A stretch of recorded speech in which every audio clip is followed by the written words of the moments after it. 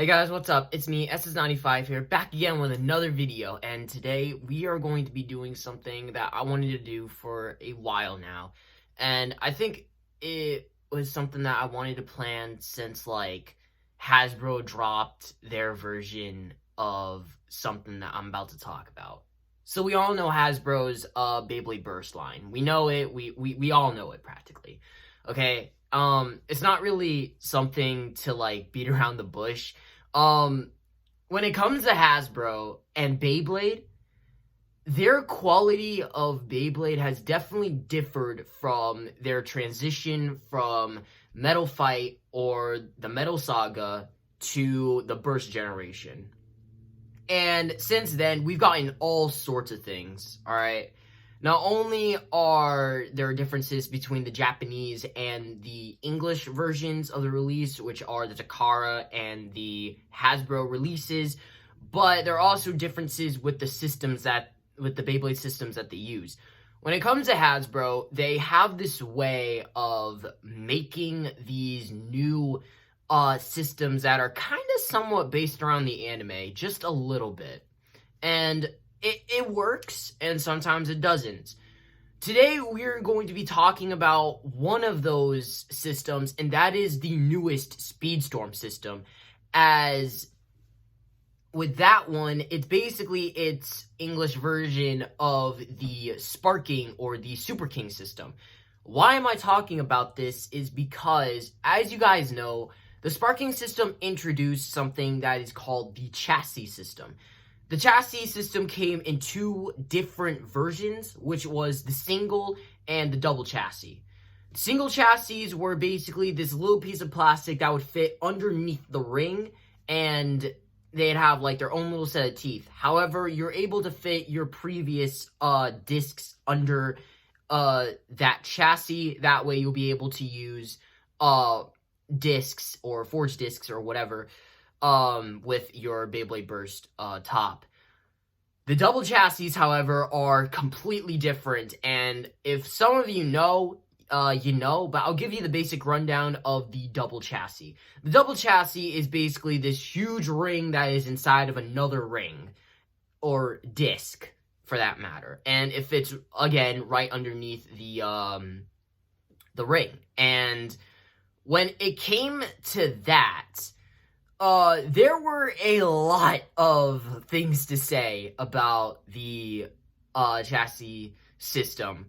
So when it came to Beyblade Burst Surge and how they were going to adapt the chassis system, it was actually pretty interesting for how they did it with the, as I think it is called, the fused disc. I'll be going really into it, and I will be dissecting, well, I wouldn't say dissecting, but I will be going into why I like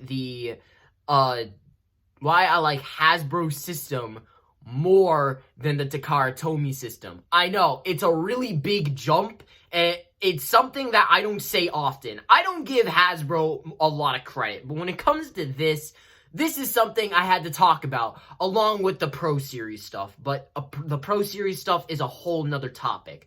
So, sit back, relax, and enjoy this little dissecting or thing, because this might be a long one. Okay, so when it comes to the chassis system, a lot of people are split on the chassis system, or at least the people that I ask.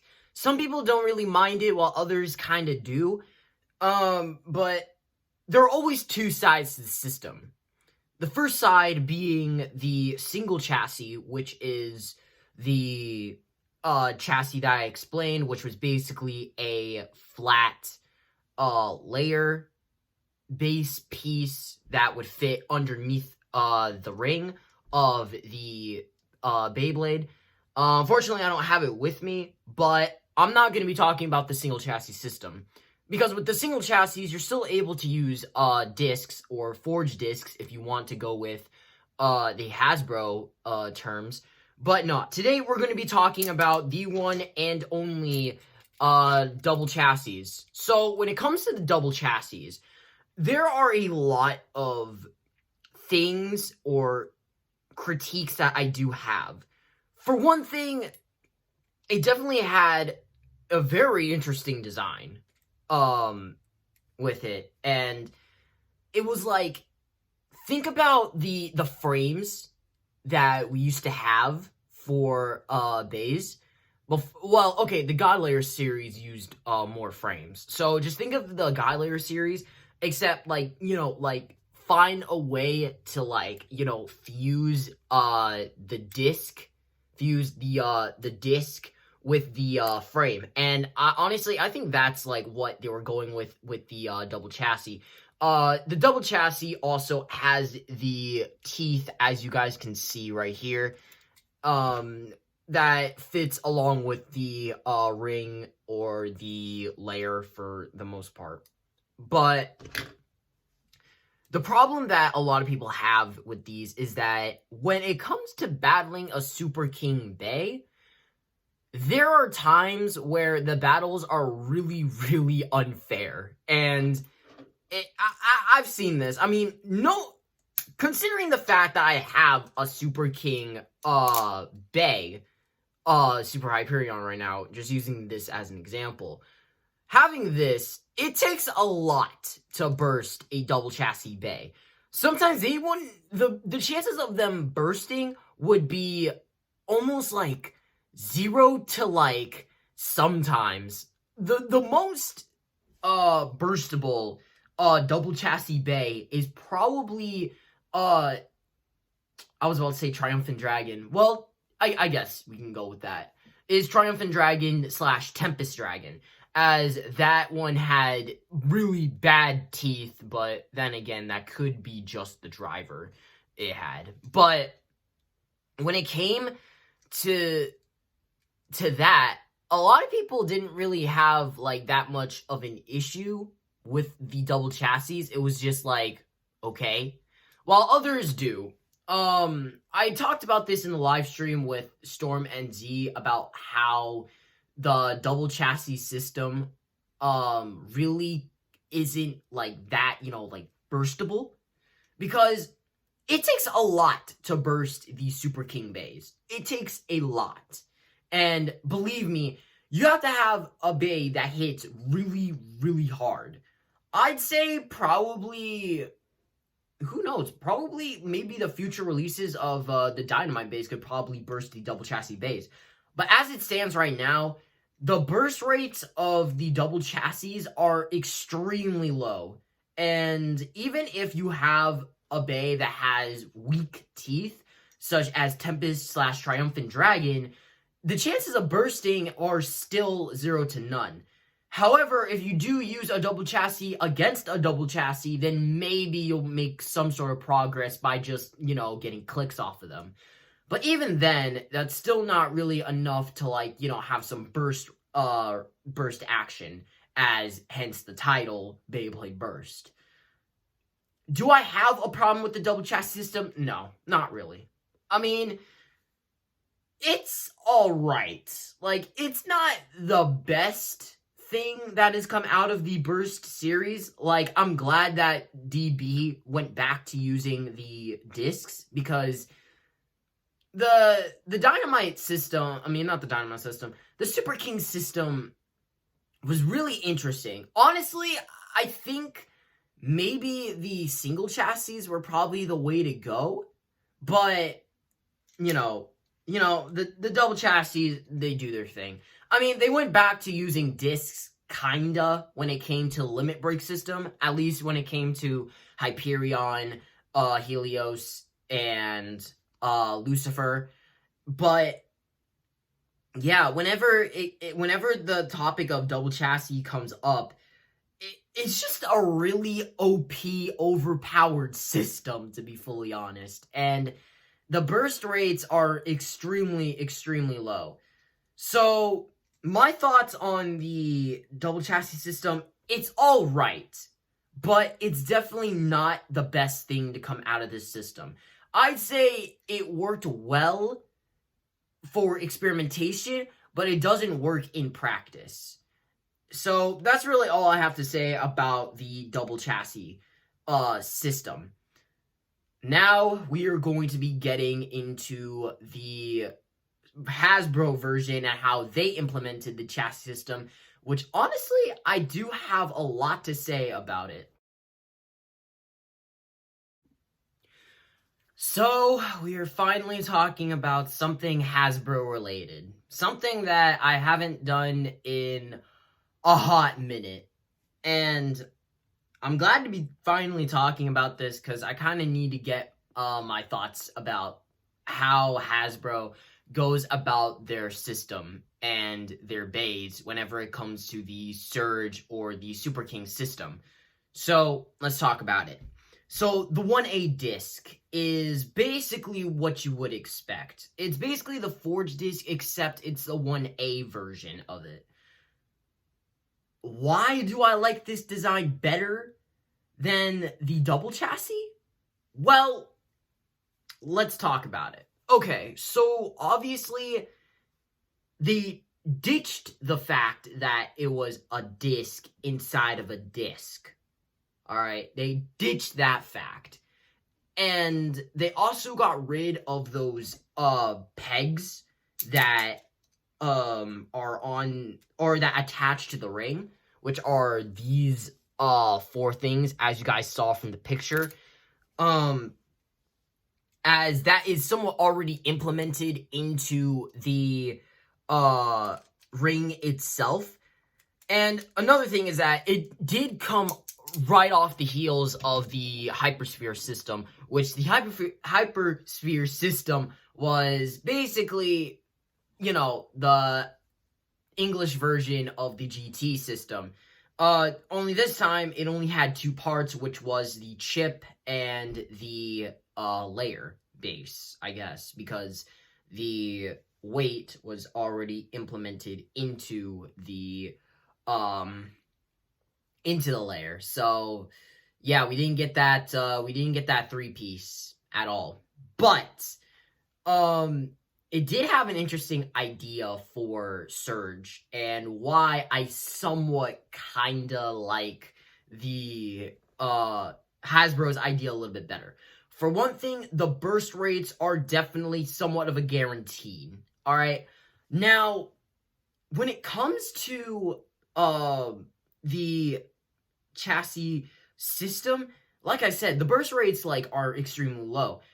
Here, though, since now that we have regular discs and everything, the burst rates are pretty even. Now, I know that a lot of the bursts happen because it's not like the teeth system that we have, or the teeth. I don't know if it's called the teeth system or whatever, but we don't have teeth on the chip or the layer.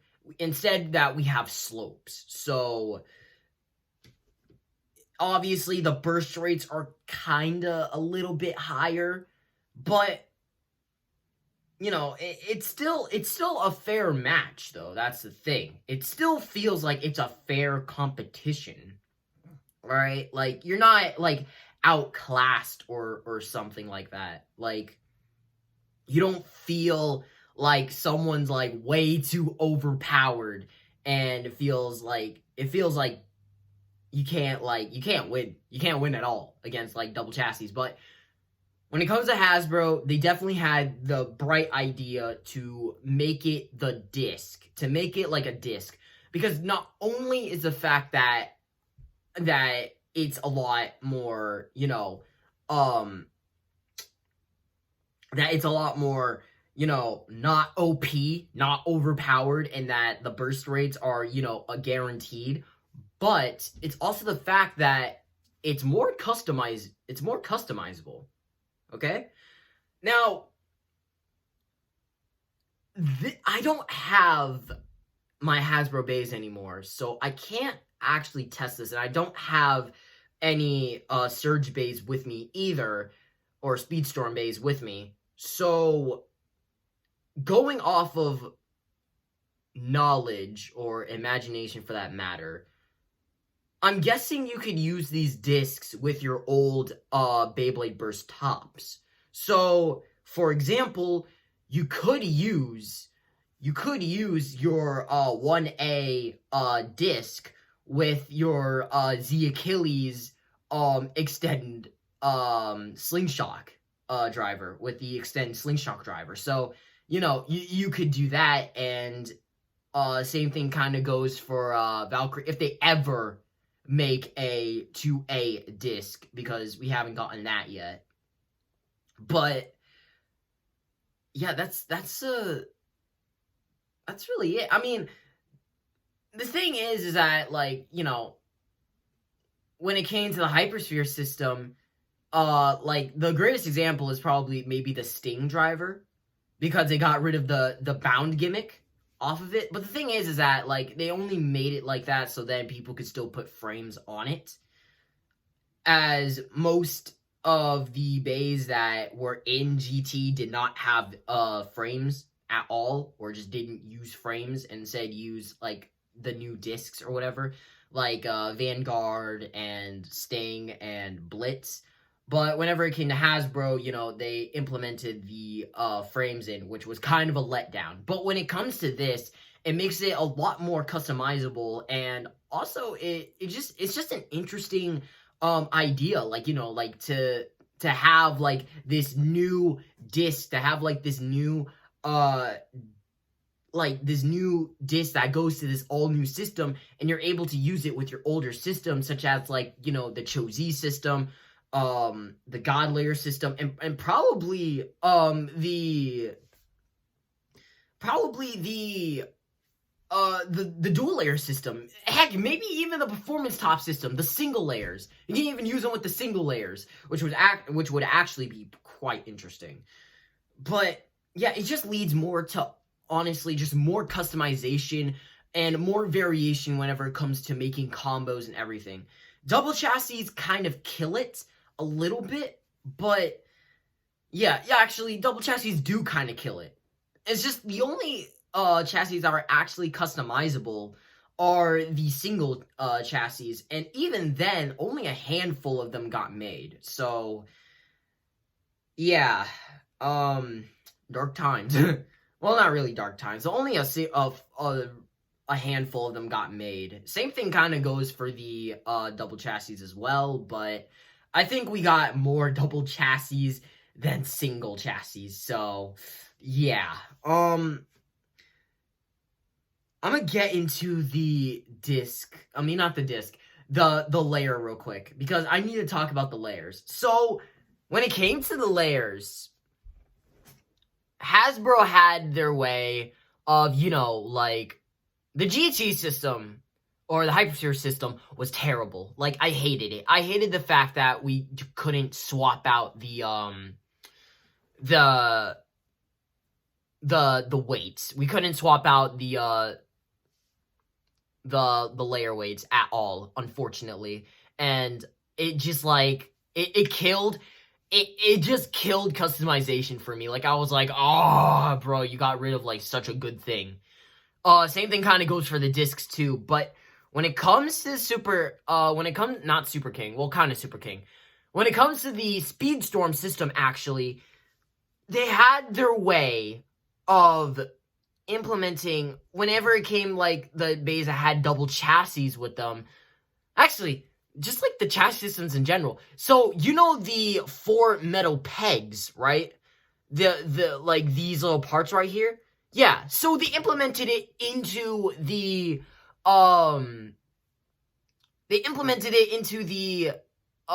bays themselves, the layers. They implemented it into the layers. And honestly, like, it kind of gave off that like Cho-Z type of vibe. Something that we haven't gotten in, like, how many years has what, like 2? No, not even 2 years. There's no way it's been 2 years. There's or maybe 2 years. Yeah, because 2018, 2021. Yeah, that's about, actually, that's about, like, probably like 2 or 3 years. Oh my god, I can't even math. But yeah, they had this interesting idea of implementing the metal pegs into the layers. As a matter of fact, to show you what I'm talking about, I'm going to take a screenshot from one of the games, or from the Beyblade Burst game, and I'll let you guys know what I'm talking about. So yeah, it's like a neat little idea that honestly I wish that we kind of got that callback to like Chozi a little bit. Especially with Bei's like Infinite Achilles, Iga, who was the main protagonist of that generation of Beyblade, you know, to have, because Achilles, Infinite Achilles, as we all know, does not have metal at all. And even though it does use the double chassis system, the layer itself is extremely light. It's the same somewhat issue that people had with Union Achilles. I can't believe I forgot its name. Union Achilles, but you could get around it because it still had that layer weight.